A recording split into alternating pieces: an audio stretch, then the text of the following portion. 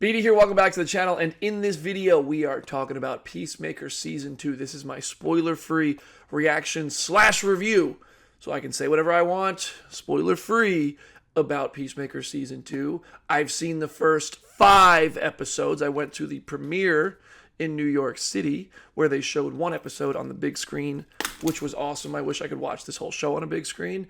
I also love how DC films TV shows for TV screens and takes up the whole TV screen. They use that aspect ratio, but that's a whole separate point. I'll also have a clip at the end of this video of James Gunn explaining why he didn't send the last 3 episodes of Peacemaker out to us to review, and why nobody is going to see those episodes before they are released later in the season, in the order in which they are released. But I just want to start by saying, surprise, surprise, I wanted to love Peacemaker Season 2. And I did. For what I've seen so far. I love Peacemaker Season 1. It's no secret. I think this show keeps up the tone. Obviously, it's raunchy, it's ridiculous, it's insane, it's violent, it's got crude nudity, which I don't really need. It's in there, though. I don't need all that, but it doesn't detract from watching it. It's whatever. Peacemaker is on a really personal journey, and I'll say this, I was hugely surprised by the direction in which this show goes narratively. I really think the great thing about this show is how it is about human connection and the walls we put up and the assholes you can become as a result. And you kind of see yourself in some of the characters and some of their flaws and some of their good traits. And that's sort of what I like about these sort of fictional characters. That's why I was a huge fan of Lost. I'd identify with the flaws in those characters, and it would make me respond to them and want to root for them. Even if sometimes they'd make a decision I didn't agree with. It's like, but I know why they did it. And that's what happens in Peacemaker. I think that these characters are on really interesting journeys about trying to connect but not being able to, refusing to allow themselves to have the tools to connect with each other, but also at the same time having each other's backs in sort of ways like that.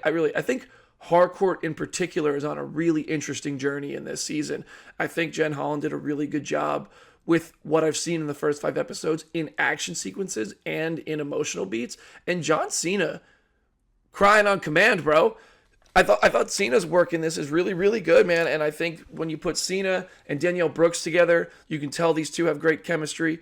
Danielle Brooks is out of bio, has I would like to see more of her. I think she has an interesting role.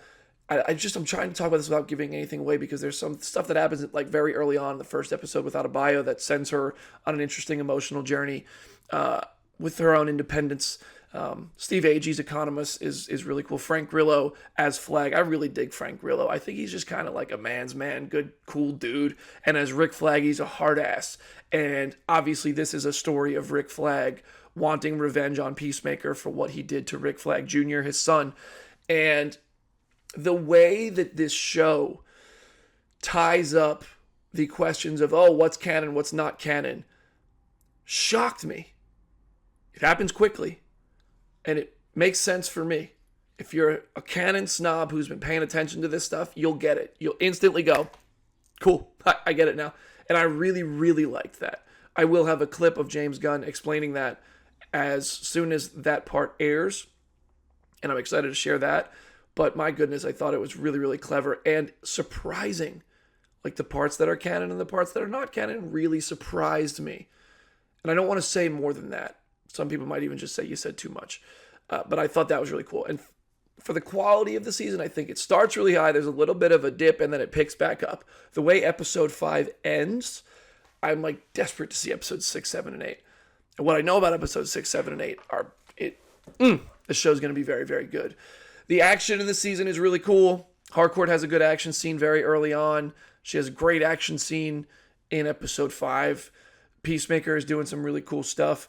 I want to talk about Peacemaker's emotional journey in this season, and how much I think a lot of people who have ever gone through traumatic experiences, or life didn't go the way you want it to, or you're not feeling validated or loved the way you want to, what he goes through in that sort of battle this season is better than any action scene, in my opinion. And I really, really, really hope that episodes 6, 7, and 8 tie it up.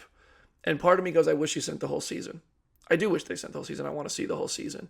Because we've had shows that send out one episode or two episodes, and the first couple episodes are really good, and then sometimes they fall off a cliff. Or sometimes they just don't finish as well as they start.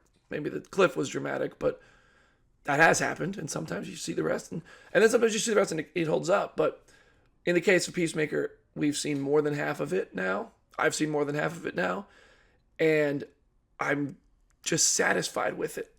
Thoroughly satisfied with what I got from those 5. And there is some stuff in the trailers that I haven't seen yet that makes me go, oh, wow, it's going to get pretty crazy, because I'm doing the mental math all the time.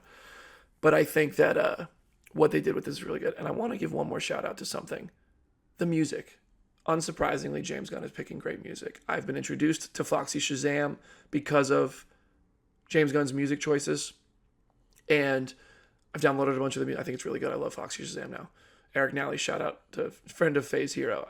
I've downloaded so much Foxy Shazam music. But what James does with the music, not only tonally in scenes to make emotion come out, to evict excitement from action sequences, but also if you listen to the words of the songs, they often indicate what is coming, in a sense. Like, there's very foreshadowy nature to the musical choices. And I remember the Peacemaker Season 1 song. If you listen to the words to the theme song, it's very indicative of the fact that they're about to fight this alien butterfly thing. And I'm curious how the words to Oh Lord are going to impact the season by the end of it. Because I've been through some tough in years. Like, be interesting to see that. I really like the emotional journey of this show. And in terms of DC Canon connectivity after Superman, because I'm a Canon snob, I should have mentioned this earlier, I really like what if you didn't see Superman, you can jump into Peacemaker Season 2. If you didn't see Peacemaker Season 1, you can probably jump into Peacemaker Season 2. Highly recommend watching both. I love both those titles. But if you watched them, you do get those moments of, that's a reference to that thing I saw and enjoyed.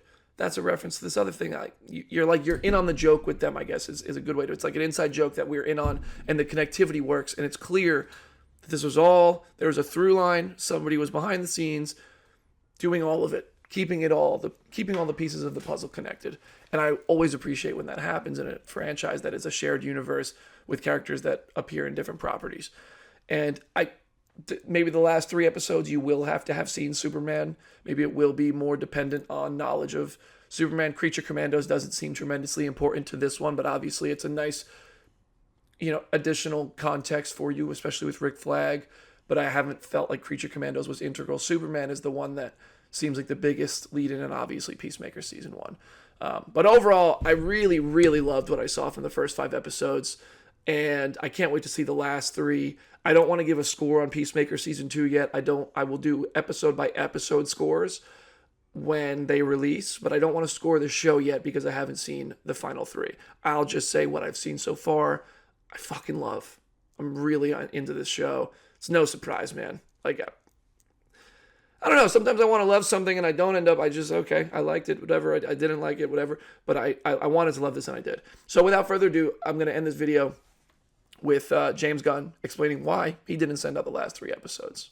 Enjoy. Well, it could mean one of 2 things. It could mean they're terrible. That is one option. Or it could mean that there's a lot of major twists and turns in the last 3 episodes. And even though, I'm only sending the first 5 to select few, things still get out. As you know, things got out already. People want to search. They can be spoiled on purpose. But I really don't want what's in those last 3 episodes to be spoiled, and so I'm keeping them close to the chest.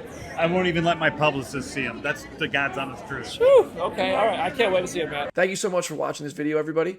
As my channel races towards 100,000 subscribers, I want to just say this video is releasing on the 1-year anniversary of me going the independent route and focusing on YouTube and trying to book interviews and do all the stuff on my own.